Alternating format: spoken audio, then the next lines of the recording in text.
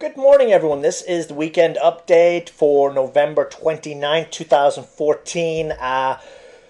Rather uneventful, boring, annoying week. Probably what the third week in a row that it's just been pretty much dead, except for the couple of stocks the robots bless. On Friday, that was VGGL and the large caps that move. Everything else is dead. Volume is just not there. We did have the market up okay on Friday in the holiday shortened session, and going into the last 30 minutes of the day, they hammered us. And we're looking at a picture of the crude oil chart that continues to get decimated. Oil down $7 on Friday when OPEC decided not to cut, and we actually had a push to new lows late on the day on Friday, which potentially caused that selling that we saw across the board going into the weekend. Holiday shortened day, a couple of things to view it. Is oil bottom near term? Who knows?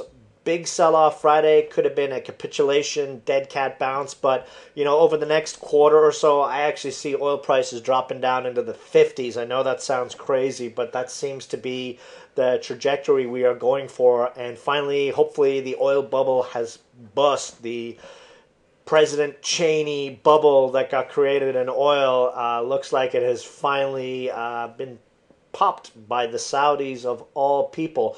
But anyway, let's look at some charts here. We're actually going to look at the Dow Transports first off here. UPS and FedEx were up big on Friday. Not really a surprise. Big retail online sales expected, and UPS and FedEx are big beneficiaries of that. But we had a late day sell-off on those, and we have an inverted hammer. You see this candle right here? Looks like a little hammer, but it's upside down. And the last 3 or 4 times that we've seen a candle like this on the Dow Transports, we've seen a drop for at least a couple of days or for a week or more. We had this same kind of action happen in September. We also saw it back in July before we saw a decent, 5 to 10% move down in that indice.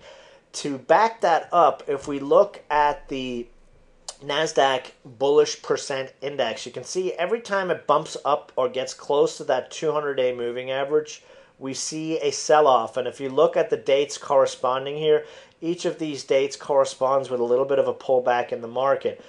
This is the time of the year where we start to look for January popper plays. And what that essentially means is we're going to see tax loss selling usually intensifies over the next week or two, and usually tops out or bottoms out around December 15th or thereabouts. And the way the indices are setting up, it could be setting us up for that exact little pullback, which is fine and dandy for us going into the new year. Looking at the Dow chart, you can see how muted we have been over the last couple of weeks and how RSI has just stayed in the nosebleed throughout that time. We did see a negative MACD crossover on Friday. The Dow 20-day is at 17,600, and then below that we've got support at the 50-day at 17,100. So we've got the potential for a 5 to 700 point pullback, and the indices would still be fine, but it might wake some things up in the market. 15-minute chart. This is a 15-minute chart going back a couple of weeks, and about a week ago we broke out of that bearish rising wedge, and the actual top of that wedge has been support during the last snooze fest few days. Looked like we were going to break that down come Monday, and again, just looking at that, we could be looking at a 150 point, 200 point drop early this week. Perhaps this again has been a market that does not do what it's supposed to do, and who knows what kind of news flow is going to come out, what kind of spin is going to come out tomorrow or on Monday.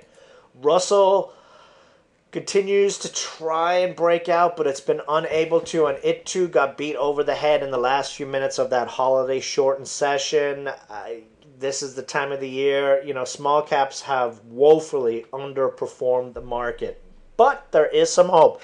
If you go to the website, I posted an article regarding small cap stats.